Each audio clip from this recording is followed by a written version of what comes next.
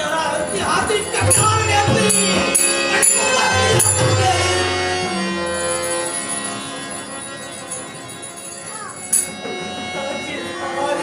जागेत लागली. वैद्याला वाचता केलं गेलं. वैद्य औषध म्हणाले तरी पण जखम बरी करण्यासाठी त्याच वेळी साऱ्याला मी सांगितलं नाही माझ्या जागेतील जखम नाही बरी करणार. त्याने जागेत झालेली जखम बरी करेल तेव्हा त्यावेळी संपूर्ण हस्तिनापुराचा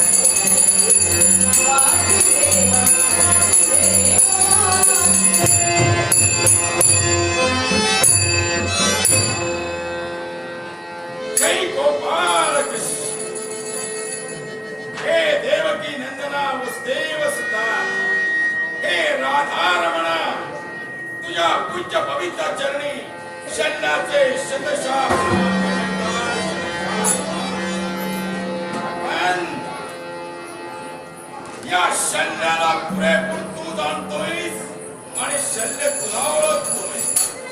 तुझ्या मनात काहीतरी वेगळंच वावरतंय भगवान.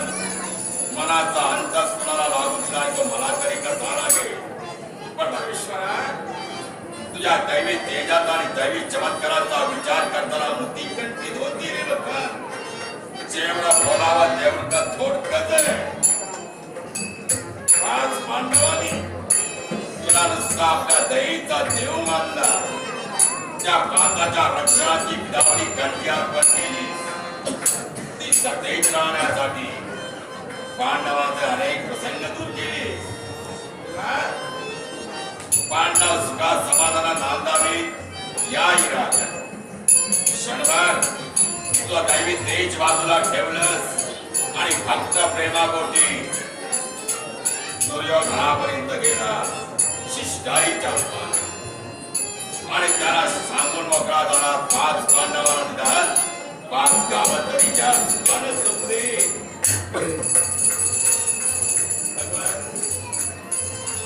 अरे तुला ओळखण्याची तेवढी बुद्धी त्यांच्यात नाहीच रे. आणि ओळखला असता तर एवढा प्रमाण घडलाच नसता. त्यावेळी गर्विष्ठ दुर्योधन विचारला पांडवांना 5 गावच कर. स्त्रीच्या मंदिराची राणे मुळाही जिंकला नाही पांडवाने. लाख मोलाचा शब्द तुझी लाख मोलाची शिष्टाई कौल धरली. आणि त्याच वेळी तू पांडवांना सांगितलंस 18 दिवसाचा महाभारत युद्ध होऊ दे. युद्धाचा दिवस ठरला. कौरव आणि पांडवाने आपापले स्नेही प्रत्येकाला निमंत्रण पाठवले. आम्हाला युद्धात सगळे सहकार्य करा. मी पांडवाचा मामा आणि मामा या राज्यानं पांडवाने आम्हाला निमंत्रण पाठवलं आमच्या देशापर्यंत. ते निमंत्रण पाहताना आम्ही भारावून गेलो. भाच्याना सहाय्य करावं या इराद्यानं युद्धाच्या आदल्या दिवशी माझी सारी सेना घेऊन राष्ट्रवेशीवर आम्ही दाखल झालो. शास्त्राला वैमानसा अनेक शिष्टाचार सहाय्य करण्यासाठी कुणी का असेना येतोय त्याचं राजवेशीवर स्वागत व्हायला हवं. सूर्योदयापूर्वी आमचं इथं येणं झालं. आम्ही आतुरतेने पांडवाची वाट पाहत होतो. मध्ये वाचले मामाचं स्वागत करायला येते. वाट पाहून थकलो. सूर्य मावळतीच्या दिशेला चुकला, काही वेळानं मावळणार. पण तुला तुझी आघात आहे. पांडव आले नाही, पण दुर्योधन माझ्या स्वागताला राजवेश्वराला यथायोग्य माझं स्वागत केलं. आलो होतो पांडवांना सहाय्य करायला, पण जावं लागलं कौरवांच्या बाजूला. झिजलीला हे सगळं तू घडवून घेतलंय. युद्धाला तोंड लागलं. इच्छामाने विश्वगंगा पुत्र विश्व ज्यानं आपलं मराठी शेवट ठेवलं. दादावरती मारल्याशिवाय ज्याला चापवान खाली ठेवले नाही, असे इच्छा माने. सरसेनापती पद त्यांच्या हाती होतं. लढता लढता 10व्या दिवशी सरसय्येवर गेला. त्याच्या तोडीस तोड बरोबर म्हणून कौरव पांडवाचे गुरुद्रोण यांच्या हाती. त्यानं ते लढवलं 5 दिवस आणि त्याने आपला जीव घेतला. युद्धाला तोड लागण्यात 15 दिवस पूर्ण झाले आणि 15व्या दिवसाची रात्र. आक्रमणाचे 2 सेनानी मारले. उद्या उजाडणारा 16वा दिवस. कौरवाच्या बाजूला गुरुची समरभूमी लढवणारा कोण योद्धा, कुणाला सेनापती पद देता येईल या दोघांची बरोबरी करणारा हा तिसरा सेनापती कोण असेल, विचारही आम्ही करतो. असो, ती जबाबदारी त्यांची आहे. कुणाला सेनापती पद द्यावं ठरवण्याचा अधिकार त्यांचाही ते करतील. आपलं ते काम. आणि जो सेनापती देतील त्याच्या संवेदनाभूमीवर उतरून सहाय्य करणं आमचं काम. माझी खात्री आहे, मन आमचं ग्वाही देत आहे. सगळं आमच्या मनात घडणार याच्यात मात्रही संशय नाही.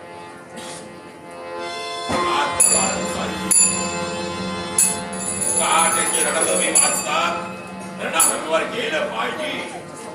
सारी सेना शांत झोपेत जाईल. सूर्योदया बाजूला सूर्यास्तापर्यंत युद्ध चालू असतं आणि रात्रीच्या समयी कोण कुणाचा वैरी नसतो. एकमेकाच्या भेटी गाठी घ्याव्यात, युद्धाबाबतीत बोलणी करावी असा नियम ठरला. आपल्याला घटकावर विश्रांतीची गरज आहे. पार होताच आपल्याला युद्धभूमीवर गेलं पाहिजे. 1-2 घटका विश्रांती घ्यावी आणि आपल्या पुढील कर्तव्यावर सज्ज.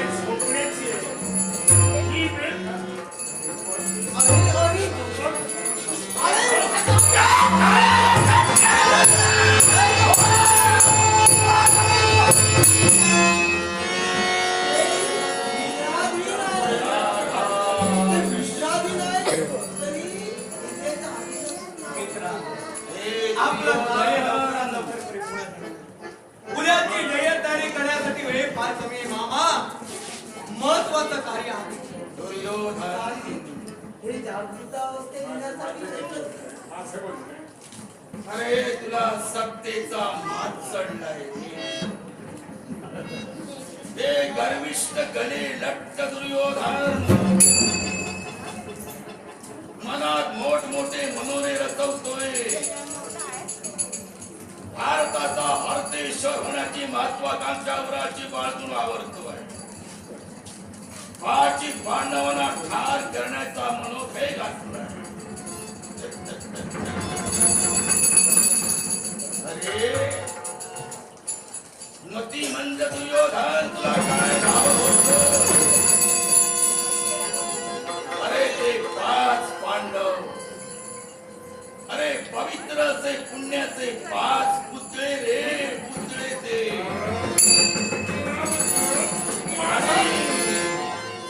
तुम्ही 100, अरे कर्दमातील किडे रे, किडे.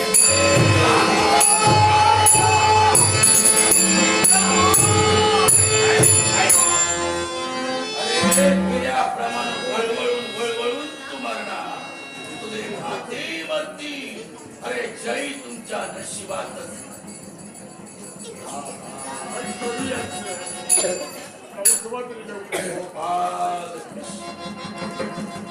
दुर्योधन,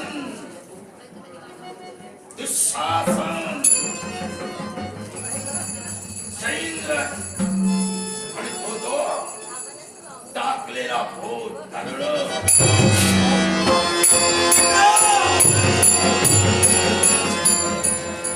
अरे चांडाळ चौकडी, चांडाळ चौकडी. अरे जीवनात कुणाचा तुम्ही फल केला नाही. जिथं गेला तिथं सत्यानाशच केला.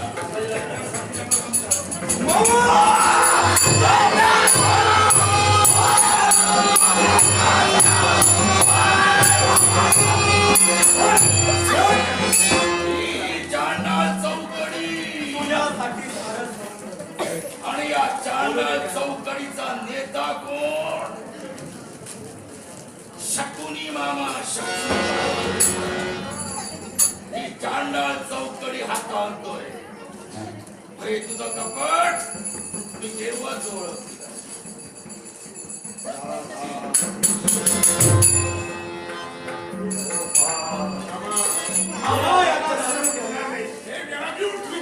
आता वेळ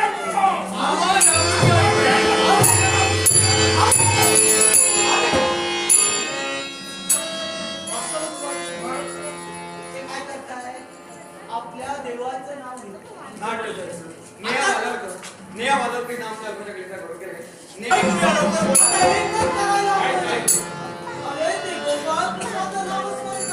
आता तुम्ही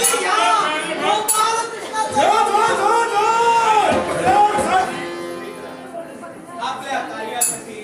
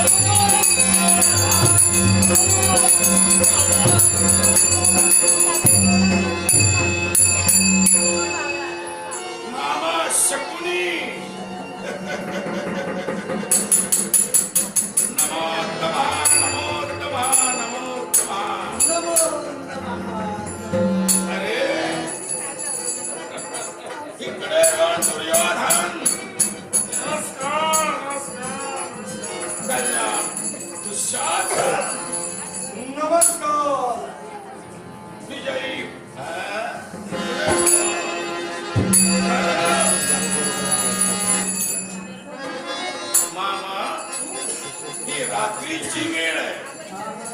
दिवसा गणे युद्ध खेळावं आणि रात्रीच्या वेळी विश्रांती घ्यायची असते.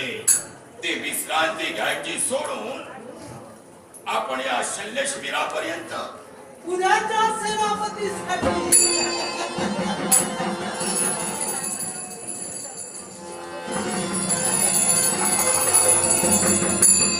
मानलं मामा, तुम्हाला मानलं मी. आपल्या बुद्धीला तोडाच नाही. उद्या गुरुची समरभूमी कुणी लढवावी आपण जो फेरलात आणि त्या इराद्यानं तुम्ही थयन केला. मामा अनेक तऱ्हे तुम्हाला दूषण देतील, पण मी तुमच्या बुद्धीचं एवढी कौतुक करतो. हा? माझ्या बुद्धीचं कौतुक. करावं तेवढं थोडक्यात योग्य वेळ आणि योग्य स्थळी याला आपण घेऊन आला म्हणून बुद्धीचं कौतुक करतो. योग्य केलं. हा. माझ्या बुद्धीचं कौतुक. आणि करण्यात जोगे तुम्ही आहात म्हणून ते करतोय. आणि त्याच बुद्धीच्या जोरावर यांना मी इथं आणलंय. हा तुमचा मुत्सद्दीपणा, धूर्तपणा हा इतर कुणाचाही नाही. इथं कुणाचाही नाही म्हणून आम्ही इथं आलोय. हा? मद्रदेशाधिपती बोला. उद्या सेनापती पदाचं महत्वाचं कार्य करायचं आहे. आणि ते तर आम्ही आता जाणूनच घेतलंय आपण इथं का